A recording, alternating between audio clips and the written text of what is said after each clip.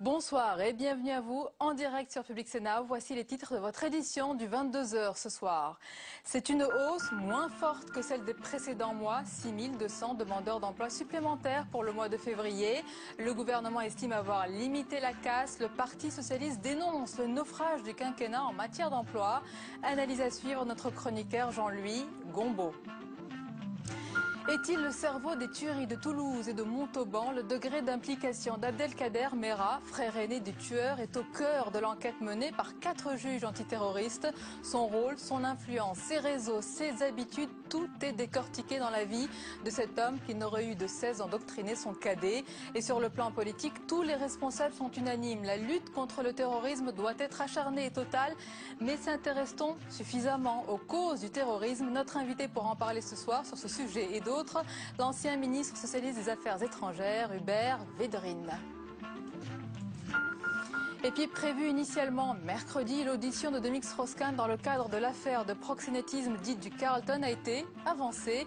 L'ancien patron du FMI est entendu actuellement avec une possibilité de mise en examen ou d'audition sous le statut de témoin assisté.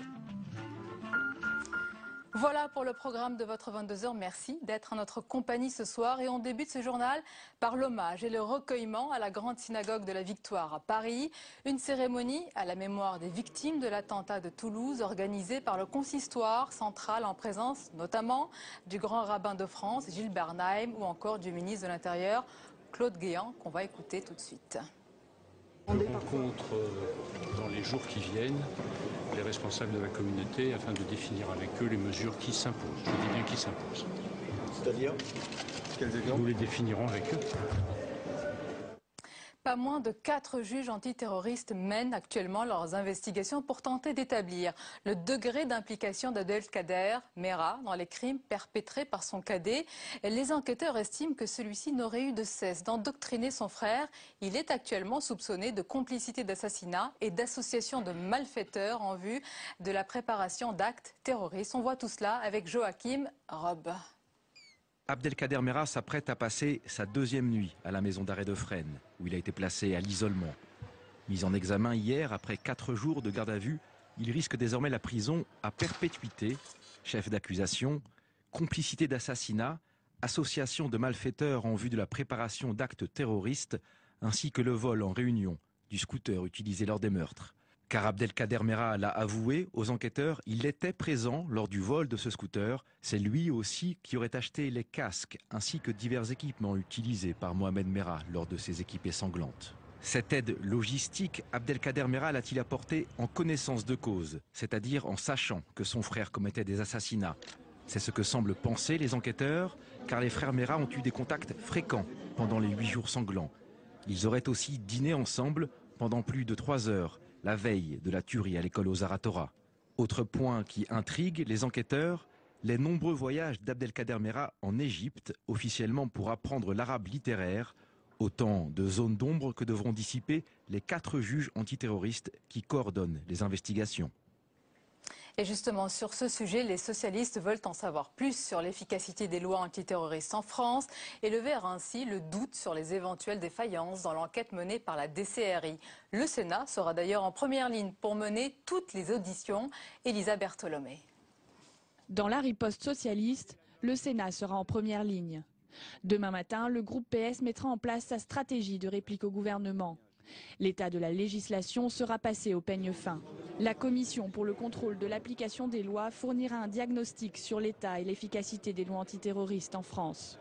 Dès la semaine prochaine, j'engage avec la Commission de contrôle de l'application des lois un certain nombre d'auditions de responsables chargés de cette lutte, mais aussi d'experts, de praticiens qui vont nous permettre d'arriver le plus rapidement possible à un rapport, à un document qui servira de base. Pas de déclaration polémique, mais la mise en œuvre d'une procédure parlementaire classique. Parallèlement, le PS veut lever le doute sur les éventuelles défaillances dans l'enquête menée à Toulouse par la DCRI. François Rebsamen, président du groupe au Sénat, souhaite entendre les principaux responsables policiers. C'est en tout cas ce que fera la délégation parlementaire au renseignement dans les prochains jours. 4 députés et 4 sénateurs issus de l'UMP et du PS vont auditionner à huis clos des responsables du renseignement intérieur. Notre invité ce soir, il est ancien ministre socialiste des Affaires étrangères et auteur du livre Dans la mêlée mondiale 2009-2012 aux éditions Fayard. Hubert Védrine, bonsoir. Bonsoir. Et bienvenue à vous. Vous venez de le voir dans ce sujet, le Sénat va donc se pencher sur l'efficacité des lois antiterroristes en France. Est-ce que selon vous, la France donne tous les moyens pour lutter contre le terrorisme? Oui, dans l'ensemble, je pense qu'on a tous les moyens juridiques, tous les moyens policiers. Après, c'est une affaire d'obstination, de patience, de vigilance, de coordination, de coopération avec beaucoup d'autres services. Ce n'est pas tellement une affaire de déclaration, ce n'est pas tellement une affaire de politique visible. Il s'agit de neutraliser, si possible à l'avance. Quand on n'y arrive pas, il y a des tragédies atroces comme ce qu'il vient d'y avoir à Toulouse, mais comme il y a eu à Madrid, comme il y a eu en Grande-Bretagne, comme il y a eu dans beaucoup de pays arabes. Il ne faut pas oublier que les premières victimes en nombre du terrorisme depuis une quinzaine d'années sont dans les pays arabes en quantité. Donc pays occidentaux, bien sûr les États-Unis. Mais il faut avoir une chose simple à l'esprit, c'est que les terroristes ne peuvent pas gagner. De toute façon, ils peuvent faire atrocement mal. Vous le déclarez ou vous... Non, c'est une conviction historique. Ils n'atteindront jamais leurs objectifs. On ne peut pas renverser des démocraties. Ils n'ont même pas réussi à renverser des régimes arabes despotiques, mais qui étaient contre eux. Ils n'ont pas réussi à imposer leur régime quasiment nulle part dans un ou deux pays marginaux, c'est tout. Ils ne peuvent pas gagner. À la longue, ils vont forcément échouer. Ils vont s'épuiser. Ils sont traqués, surveillés. Malheureusement, il suffit de très très peu de gens, parfois une personne ou deux, pour infliger des douleurs atroces, irréparables, pour les gens qui l'ont subi dans leur famille, leurs proches, dans leur chair. Mais si on raisonne par rapport à nos sociétés, il ne faut pas leur faire le cadeau de transformer ça en problème numéro un. Par contre, pour tous les services concernés, ça doit être une préoccupation de tous les instants. Une lutte acharnée. Pour les neutraliser. Oui. Les États-Unis mordent régulièrement, je veux dire, sur la ligne jaune des droits de l'homme quand ils estiment qu'un individu est suspect, même s'il n'a commis aucun acte répréhensible, et tout cela au nom de la défense des intérêts du pays et des Américains. Est-ce que la France doit tendre vers ces méthodes? D'abord, ce n'est pas des méthodes en bloc, parce que ce qui se passe sous Obama, ce n'est pas tout à fait ce qui se passait sous W. Bush et avant, etc. Et simplement, il y a une tension permanente, oui, entre si vous dépassez un certain degré dans le maximum de précaution, de prévention et de surveillance sans acte, vous franchissez à un moment donné insensiblement, avec beaucoup de bonne foi d'ailleurs, un certain nombre de lignes qui garantissent les libertés. Et si vous êtes inflexible sur les libertés publiques, vous prenez le risque de laisser se développer des risques concrets. Donc il n'y a pas de solution toute faite, ni française, ni américaine, ni britannique, ni espagnole, ni rien. Donc c'est une question d'appréciation, de responsabilité. Mais encore une fois, je le répète, il s'agit de groupes minuscules qui sont, c'est une forme de démence à la fin, ça n'a aucun rapport avec une religion quelconque, de groupes minuscules qui peuvent provoquer des dégâts atroces. Puis la disproportion entre le petit nombre des gens, même dans l'affaire de New York, 19 pilotes, et puis bon. Et il faut que les sociétés occidentales ou les autres sociétés visées par le terrorisme, il y en a plein d'autres, l'Occident qui ne doit pas penser qu'à lui, il faut qu'elles aient confiance en elles. Et puis par ailleurs, il faut que, quand ce type de terroristes sont issus d'une sorte de dévoiement délirant, pathologique, une mauvaise compréhension de l'islam sur un fond d'inculture complet d'ailleurs, il faut qu'il y ait tout un travail interne à ces communautés-là pour assécher, asphyxier. Rendre impossible l'interprétation délirante. Et la lutte contre le terrorisme, il faut qu'il y ait aussi la lutte contre les causes du terrorisme. Est-ce qu'on s'intéresse beaucoup à cela? Oui, mais il y a tout un débat là-dessus, parce que dès qu'on met en avant les causes, il y a des gens qui poussent des cris d'orfraie en disant que c'est honteux de relier telle ou telle cause avec le terrorisme qui est indéfendable. Il ne s'agit de dire pas dans la question que vous pourriez de défendre quoi que ce soit, il s'agit d'essayer de mieux comprendre. Mais est-ce que c'est la pauvreté, par exemple? Non, parce que les pilotes saoudiens, du 11 septembre, n'étaient pas spécialement pauvres. Est-ce que c'est l'inculture? Non, on a vu pas mal de cas de gens de très haut niveau, en fait. Est-ce que c'est l'islam en soi? Bien sûr que non. Non. C'est 0,001%. Mais l'islam radical n'est pas l'une des principales menaces aujourd'hui? Pas en tant que tel, parce que les terroristes par rapport à l'islam radicalisé, c'est encore un pourcentage absolument infime. Mais c'est vrai qu'il y a une sorte d'enchaînement dont d'ailleurs pas mal de responsables religieux musulmans sont tout à fait conscients. Ils essaient de le dire, ils font un travail souvent magnifique. Oui. Je ne parle pas que de la France, parce que ce n'est pas une question française. Ce n'est pas du tout une question franco-française, c'est une question plus large. Mais je pense qu'il faudrait la conjonction de tous ceux qui arrivent à deviner, voir, prévoir, détecter, neutraliser. Bon. Et puis d'autre part, tous ceux qui doivent assécher les causes, quelles qu'elles soient. Qu'elles soient sociales, politiques, idéologiques, etc. Endoctrinement, Voilà. entraînement, passage à l'acte. On n'y arrivera jamais à 100%, puisqu'il peut toujours y avoir des dérives individuelles qui sont incontrôlables, comme sur d'autres terrains, d'autres sujets, dans d'autres sociétés. Mais il faut faire ça, et ça s'épuisera. Comme toutes les autres vagues de terrorisme dans l'histoire se sont épuisées. Pour que cela s'épuise, je trouve que les pays visés manquent un peu de confiance en eux parfois. Et en tout cas, il ne faut jamais refaire l'erreur terrible de George W. Bush, qui avait érigé ce problème en problème numéro 1 du monde, ce qui était un succès formidable pour les terroristes. Et je pense que si on fait ça, on contribue à... Vous avez donné naissance au Patriot, au USA Patriot Act. Il n'en faut pas un à la française, un ensemble de mesures pour lutter, prévenir le terrorisme. Je ne vais pas traiter comme ça d'un sujet, c'est trop rapide, trop délicat. Je pense en gros qu'il y a tout l'arsenal qu'il le faut et que c'est une question de vigilance et d'information. Et encore une fois, un pays ne peut pas le faire seul. Il faut beaucoup de coordination, beaucoup de coopération, beaucoup de discrétion dans la prévention, dans la neutralisation. Je pense qu'on a tout ce qu'il faut. Bon, voilà. Et après, il faut tenir bon. Tenir bon, et il faut que petit à petit, pour les quelques individus qui ont ce parcours pathologique dans l'esprit, que les causes s'épuisent, qu'elles s'effondrent. Mais dans la plupart des cas, les causes sont des prétextes. Vous savez bien. Même les situations au Proche-Orient ou autres. Une lutte très compliquée. Alors nous allons aussi parler, Hubert Védrine, de politique étrangère. Bien sûr, d'abord au Sénégal. On parlait il y a quelques jours d'une élection à très haut risque et finalement l'épilogue est plus heureux. La victoire de Macky Sall, est-ce que c'est la victoire de la démocratie, tout simplement? Oui, ça montre qu'à propos de l'Afrique, on parle trop en termes tragiques. On parle que des guerres civiles, que des guerres ethniques, que des coups d'État, etc. Est-ce que l'histoire nous avait donné tort quand on parlait de cela, jusqu'à présent? Je pense que la tendance n'est pas là, en fait. La tendance, elle est plutôt en Afrique, au développement. Il y a beaucoup de pays africains qui sont des émergents, pour parler le langage d'aujourd'hui, qui ont des croissances de 7, 8, 9% par an, qui se développent plus vite qu'on ne le croit. Mais comme les Occidentaux vivent en même temps une sorte de relativisation de leur influence en Afrique, que ce soit les Français ou les autres Européens, et qu'ils s'énervent de voir les Chinois ou les Indiens ou les Brésiliens ou ceci ou cela se développer, il y a souvent une vision qui est trop négative. Et comme beaucoup de pays européens, à commencer par la France, battent leur coupe à propos de leur propre politique. Qu'est-ce qu'on a fait? Il fallait faire autrement. On voit pas. On voit pas. Ça dépend des cas. Je pense qu'il y a un méli-mélo de. Bon. On voit pas la tendance générale qui est positive. Et en fait, il y a pas mal de pays dans lesquels des élections ont lieu. Vous vous rappelez de l'époque de Mitterrand, le discours de la Baule. Oui, beaucoup de dirigeants avaient été furax de ce, si je puis dire, de ce discours. Puis petit à petit, qu'un cas, des élections ont lieu, constitution un peu violée au début, finalement respectée. La presse. C'est un long cheminement vers la démocratie. Oui, d'ailleurs, il n'y a aucune région au monde où ça se passe du jour au lendemain. Donc le Sénégal, voilà, c'est bien. C'est la démonstration du fait que la démocratie est enracinée dans ce pays, grâce à Senghor, grâce à Diouf. Et maintenant, Ouad s'est bien comporté. On peut le souligner. Une élection présidentielle, c'est aussi, dans un pays, une nouvelle politique étrangère. S'il y a changement de président, si François Hollande est élu, on peut dire qu'il y a une politique étrangère de gauche et une politique étrangère de droite? En fait, il y a plusieurs options au sein de la gauche et au sein de la droite. Par exemple, la politique étrangère de Sarkozy, surtout au début, c'est pas du tout celle de Chirac. Lui-même revendique la rupture par rapport à ça. Donc ça vous indique qu'il y a au moins deux lignes générales. Les points de clivage sont connus en France. On disait qu'il y avait un consensus. En fait, il y a longtemps qu'il n'y en a plus. Il y avait un consensus sur le fait de dire qu'il y avait un consensus parce que c'était confortable. Et vous, à l'intérieur de la gauche, vous êtes sur la même ligne que François Hollande? Puisqu'il y a des courants aussi. Non, mais la question, c'est pas moi par rapport à Hollande.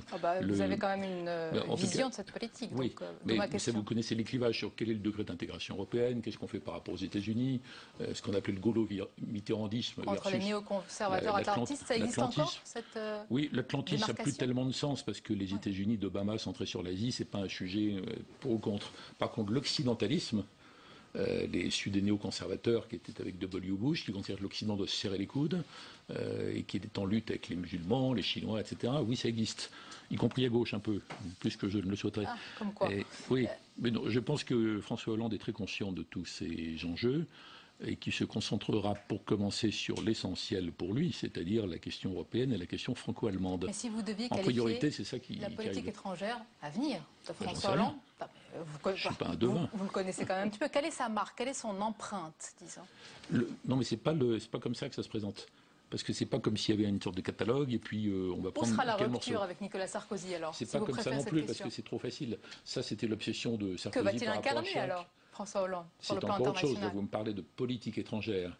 Il prendra les problèmes qui se posent à la France aujourd'hui, je pense d'une façon non théorique, non artificielle, non abstraite, en disant quel est le problème numéro un. Le problème numéro un, c'est de rétablir une relation plus équilibrée, psychologique, politique, économique avec l'Allemagne. Parce que ça commande tout ce qui se décide en Europe. Et l'influence que la France peut avoir, soit directement, soit via le levier européen dans le monde, dépend beaucoup de ça. Donc c'est ça qui va déterminer la suite. Mais ce ne sera pas une politique Savez-vous combien il a consacré, idéologique. François Hollande, de pages à la politique arabe et africaine de la France dans son livre « Changer de destin » que vous avez sûrement lu? Je ne crois pas que c'est une vraie question parce que... Une page. Oui, d'accord, mais si on vous posait la question sur ce que pensait en politique étrangère de Schröder avant son élection, de Tony Blair avant son élection, d'à peu près tous les dirigeants européens avant leur élection, mis à part le cas d'Obama à cause de son histoire familiale, l'ensemble des candidats américains devenus présidents, est-ce que Clinton parlait de politique extérieure avant son élection? Zéro. Non, je crois pas. C'est la fonction qui va créer cette... Oui, c'est comme ça que ça se passe en L'homme et la général. politique. Alors après, les gens apportent ça avec leur tempérament, leur savoir-faire politique. Et François Hollande est quelqu'un d'extrêmement subtil sur l'ensemble des sujets politiques, y compris ceux-là qui vont arriver petit à petit. Mais c'est pas écrit à l'avance comme dans une sorte de catalogue, quelque part. C'est plus dynamique. Pour finir, combien elle pèse, j'allais dire, la voix de la France dans le monde d'aujourd'hui? Je sais qu'elle est très vaste, la question. Plus que ce que les Français croient. Et les Français, ils ont du mal parce qu'ils ont des époques un peu prétentieuses, c'est même la marque de fabrique, c'est comme ça qu'ils sont perçus par beaucoup de gens. Et quand ils ne sont pas au premier plan, quand ils ne donnent pas le ton général, alors ils sont dans une espèce de déprime, ils rasent les murs comme si ce qu'ils disaient n'avait plus d'importance. C'est tout à fait faux. Il y a 193 pays dans le monde, la France est sur tous les plans, soit dans les 5, soit dans les 10 premiers, ce qui est quand même phénoménal. Et les Français ne le voient plus, ça. Tellement ils sont pessimistes. Dans les sondages mais la politique mondiaux, actuelle du gouvernement n'y est pour rien. si, Elle n'a pas affaibli la France. Ça a aggravé, mais enfin, ils n'ont pas créé ça. Et donc ce premier handicap pour les Français, c'est leur pessimisme, y compris sur le plan international. Donc il faut être optimiste. Ça ne va pas si mal finalement. Pas de façon niaise, mais il faut Bien sûr. déterminer On s'en doute de votre des part. arguments. Ça, oui, on a beaucoup d'atouts en fait. Beaucoup d'atouts. Merci beaucoup Hubert Védrine d'avoir répondu à nos questions ce soir et merci d'être venu en direct. Merci à vous. La suite du 22h avec l'information politique de la soirée qui nous parvient à l'instant. On vient de l'apprendre, Dominique Strauss-Kahn a été mis en examen pour proxénétisme en bande organisée dans l'affaire du Carlton. L'ancien patron du FMI est entendu par les juges depuis le début de l'après-midi. Selon ses avocats, il déclare n'être coupable en rien et des faits qui lui sont reprochés. Une réaction Hubert Védrine? Pas de réaction? Je n'ai jamais commenté les décisions de justice, je ne vais pas commenter comment c'est là. Merci à vous. La suite du 22h à présent avec un tout autre sujet, ce sont les chiffres du chômage. La hausse du nombre de personnes sans aucune activité est moins forte que celle des mois précédents, plus 6200 demandeurs d'emploi pour le mois de février. Le gouvernement estime avoir évité l'explosion. Martine Aubry dénonce ce soir le quinquennat du fiasco. On voit tout cela avec François Goulin. Plus 0,2%. Le nombre des demandeurs d'emploi est toujours en hausse, mais dans ce chiffre, Nicolas Sarkozy veut y voir une baisse, celle d'une moindre augmentation du nombre de chômeurs. En février, ils étaient pourtant 20 400 personnes de plus à chercher un emploi par rapport à janvier. Ce sont les derniers chiffres concernant l'emploi avant le premier tour. Et pour le Parti socialiste, ils sont le reflet de l'échec du président sortant. Le chômage, c'est le naufrage de Nicolas Sarkozy. Il a précipité des millions de familles françaises dans ou la précarité, ou le sous-emploi, ou le chômage. C'est son bilan. Entre l'opposition et le gouvernement, impossible de s'accorder sur les chiffres. Le PS parle d'1 million de chômeurs en plus depuis 2007. Le gouvernement, lui, avance le chiffre de 420 000, rapport de l'INSEE à l'appui. Mais l'Institut et les économistes ont fait leurs calculs. Le nombre de chômeurs aujourd'hui à 4,2 millions, soit 9,8% de la population, devrait encore augmenter et passer la barre symbolique des 10% au milieu de l'année 2012. On est encore dans une très forte dégradation du marché du travail. Qu'il y a aujourd'hui et qu'il y aura demain des destructions d'emplois et une augmentation du chômage. Et que la fin de la progression du chômage n'est pas pour aujourd'hui et n'est pas non plus pour demain. Elle est reportée, selon nous, jusqu'à 2013. Seule bonne nouvelle donc, l'activité économique qui ne sera pas si mauvaise que prévu avec plus 0,2% de croissance. Mais le chômage, lui, reste la priorité absolue des Français pour une écrasante majorité d'entre eux, selon les derniers sondages. Et sur ce sujet important, la chronique de Jean-Louis Gombaud. Bonsoir Jean-Louis. Bonsoir Sonia. Alors Jean-Louis, Nicolas Sarkozy a qualifié ce matin, avant d'ailleurs que les chiffres ne soient connus, la hausse des chiffres du chômage comme étant une hausse modérée. Est-ce que c'est le cas? Alors, évidemment, tout dépend de quel côté on se place. C'est une hausse.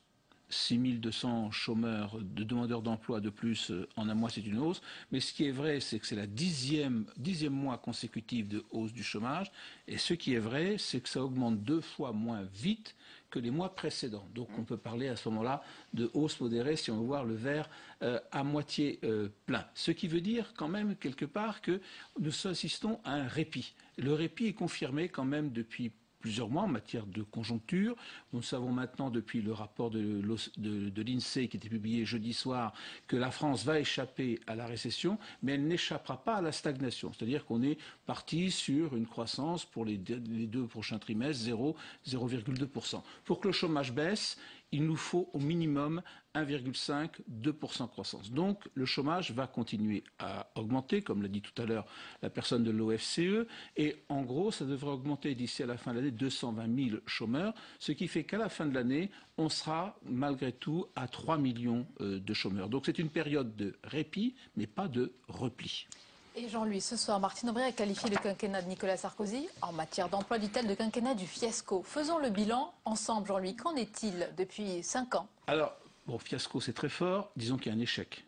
Alors, tout dépend aussi de ce que vous appelez un chômeur. Le gouvernement a tendance à insister sur une partie de la définition, alors que d'autres économistes insistent sur une autre partie de la définition. Si vous assistez à un chômeur en disant c'est quelqu'un qui ne travaille pas du tout et qui est prêt à reprendre l'emploi qu'on lui propose dès demain matin. Ce nombre de chômeurs-là a augmenté de 730 000 au cours du quinquennat de M. Sarkozy et on arrive à 2 800 000. Si vous appelez un chômeur quelqu'un qui travaille un tout petit peu, c'est-à-dire quand même qui passe d'un petit boulot à petit boulot, qui cherche sa pitance, M. Sarkozy refuse de les considérer comme un chômeur puisqu'effectivement ils travaillent. Mais le nombre de ces gens-là a augmenté d'1 200 000 depuis le début du quinquennat, ce qui est considérable, et on arrive à 4 200 000. Ça, c'est un chiffre qui fait beaucoup plus peur et qui est beaucoup plus impressionnant que le chiffre précédent. Or, moi je pense qu'on doit les considérer comme quand même quelque part des gens qui sont en quête d'un emploi stable et on doit les considérer comme chômeurs. 4 800 000, c'est quand même quelque chose d'absolument... 4 200 000, pardon. 4 200 000, c'est quand même quelque chose de considérable. Ensuite, vous pouvez comparer avec les autres pays européens pour savoir si c'est un fiasco ou un échec. Effectivement, pour le quinquennat, la hausse du chômage en France est de 15%. C'est l'argument de Nicolas Sarkozy de dire regardez l'Espagne, regardez la Grèce, bon, l'état est catastrophique et d'autres pays européens d'ailleurs. Alors c'est un argument valable puisqu'on a plus 15%. Au Royaume-Uni, on a plus 60%. En Italie, on a plus 35%. Mais en Allemagne, ça baisse. Maintenant, si vous regardez le taux de chômage, le nombre de gens, ce qui vient d'être dit juste à l'instant, 9,8 en France, 5% en Allemagne, 8% en Italie et au Royaume-Uni. La France, en gros, fait la pire performance des grands pays, ce qu'on appelle les grands pays de l'Union européenne, mais elle est à peu près dans la moyenne des pays européens. Merci beaucoup Jean-Louis pour votre analyse. Et puis notez-le, à partir de ce soir et pour tout le temps de la campagne présidentielle désormais, nous vous proposons un tour de France des régions. Chaque semaine, nous vous emmènerons dans une région pour parler d'un sujet en particulier. Et aujourd'hui, nos caméras s'installent, vous allez le voir, en Bretagne. Et nous allons évoquer le cas des étudiants étrangers sous le coup d'une politique d'immigration de plus en plus restrictive. Même corrigée, la circulaire Guéant est toujours contestée. On en parle dans notre premier rendez-vous de route de campagne avec un reportage qui est signé ce soir, Thomas Raguet.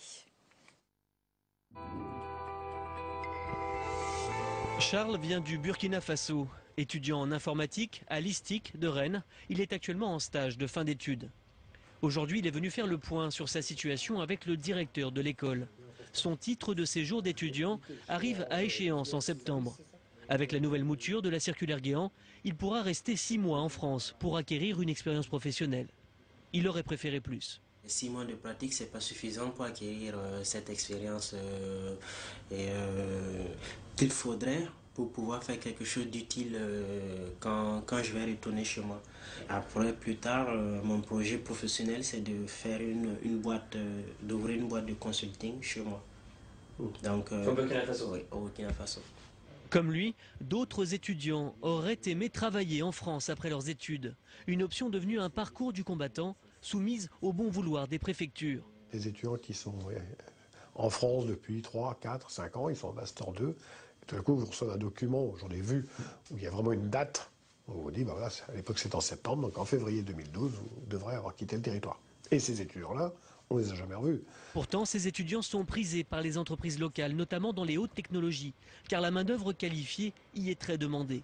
En France, 40 000 postes par an sont à pourvoir dans le secteur informatique et seulement 18 000 étudiants sortent des écoles. Ça pose plus de problèmes que ça en résout, puisqu'on a un manque d'étudiants français qui sont en capacité à pourvoir ces postes, mais on est incapable finalement d'accepter ces étudiants étrangers. Des étudiants étrangers qui risquent au final de quitter le territoire qui les a formés pour faire profiter d'autres pays de leurs compétences.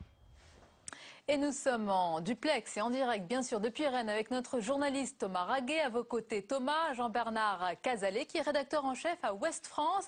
Et dites-nous, que trouvera-t-on demain à la une du journal ?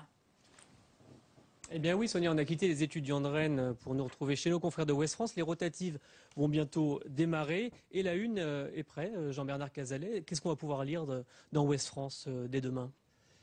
Un certain nombre d'informations, une interview de Nicolas Sarkozy d'abord, comme on le fait avec la plupart des candidats à l'élection présidentielle. On va présenter également la boussole présidentielle. C'est un outil lancé par le CEVIPOF, le Centre d'études de la vie politique de Sciences Po Paris, que l'on lance avec plusieurs partenaires médias, qui permet aux citoyens, via 30 questions auxquelles ils vont répondre sur Internet, de pouvoir se situer sur l'écran politique, sur l'échiquier politique. Ils ne savent pas forcément exactement vers quelle personne pencher. Et donc, grâce à cet outil, qui est juste un outil d'étude, qui n'est pas un outil qui va leur dire il faut voter pour un tel ou un tel, cet outil va leur permettre de mieux comprendre vers quelle personnalité ils... D'accord, donc tout le monde pourra participer sur westfrance.fr. Montrez-nous la une, vous l'avez en main. Quel est l'autre sujet que vous avez mis à la une? Alors l'autre sujet, il y a évidemment, on revient sur la présidentielle au Sénégal, et on va parler également d'un sujet intéressant qui est la mise en vente de biens immobiliers par l'État. L'État va mettre en vente d'ici à 2014 1900 biens immobiliers, des châteaux, des forts, des anciens tribunaux, des lotissements, dont près de 200 dans l'Ouest. Donc on raconte un peu ces choses qui sont en vente. Il y a par exemple un fort dans la rade de Cherbourg. Et on donne la liste sur westfrance.fr des 200 sites vendables dans l'Ouest. Juste un mot pour finir, dans le cadre de cette élection présidentielle, qu'est-ce qui intéresse vos lecteurs, qui sont aussi des électeurs? Alors, les mêmes choses qu'ailleurs, avec 3 particularités dans l'Ouest qui sont très fortes et qui divisent fortement les écologistes et les socialistes. En Normandie, nous avons le problème du nucléaire, avec le réacteur EPR de Flamanville, qui divise énormément la gauche du côté de Cherbourg. En Bretagne, nous avons la question des algues vertes, qui est là aussi extrêmement prégnante dans les débats à gauche et chez les écologistes. Et dans les Pays de la Loire, un troisième dossier lourd également, l'aéroport de Notre-Dame-des-Landes, le futur grand aéroport de la région nantaise, qui divise considérablement la classe politique. D'accord. Merci beaucoup Jean-Bernard Cazalet. Des sujets à retrouver sur westfrance.fr, bien sûr, pour ceux qui n'habitent pas le Grand Ouest. Merci à vous Thomas et merci pour ce premier numéro de Route de campagne. C'est la fin de ce journal. Je vous en rappelle la principale information qui nous est parvenue tout à l'heure. Dominique Strauss-Kahn, l'ancien patron du FMI, a donc été mis en examen ce soir pour proxénétisme en bande organisée dans l'affaire dite du Carlton. L'ancien patron du FMI dément les faits qui lui sont reprochés. Il est ressorti libre il y a tout juste quelques instants du palais de justice de Lille. Voilà, je vous souhaite une très belle soirée sur Public Sénat. Tout de suite à suivre un documentaire et on se retrouve demain avec plaisir.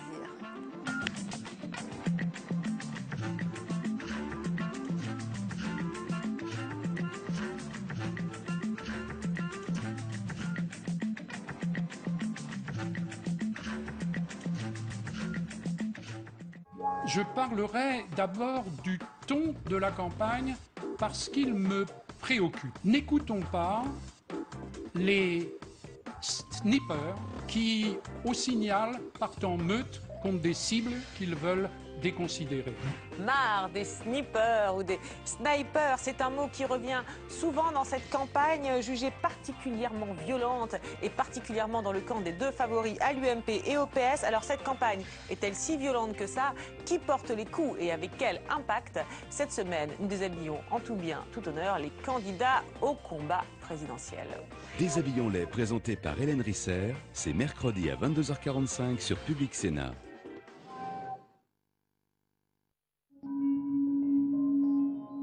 Pour moi, c'est intéressant de comprendre bien le déroulé de l'histoire de votre frère.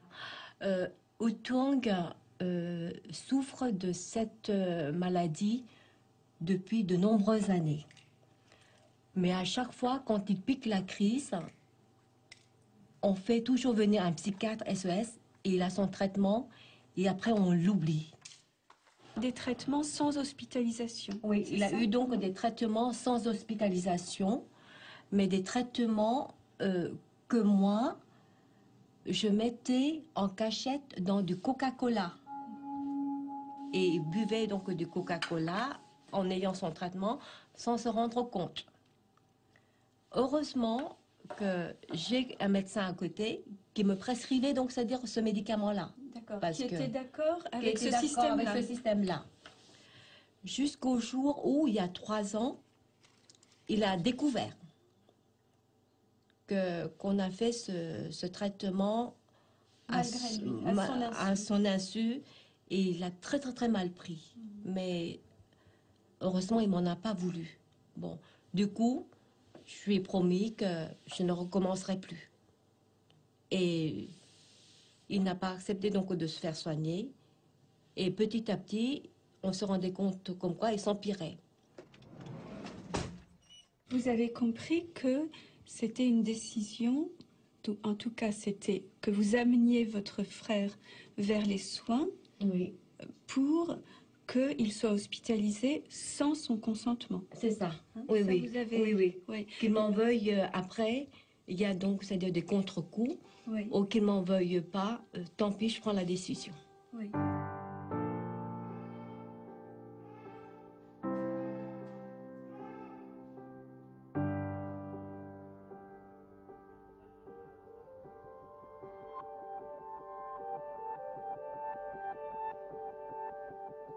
Chaque année en France, 70 000 personnes souffrant de maladies psychiques sévères sont hospitalisées sans leur consentement.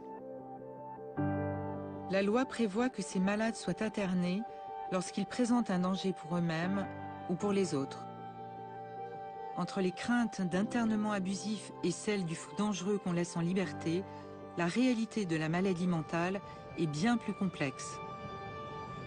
Des malades et leurs familles ont accepté de témoigner au grand jour et de raconter ces moments dramatiques où l'on prive une personne de sa liberté au nom de son bien.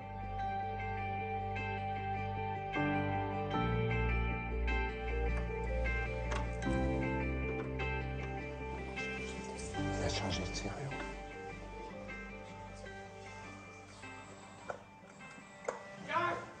Toi,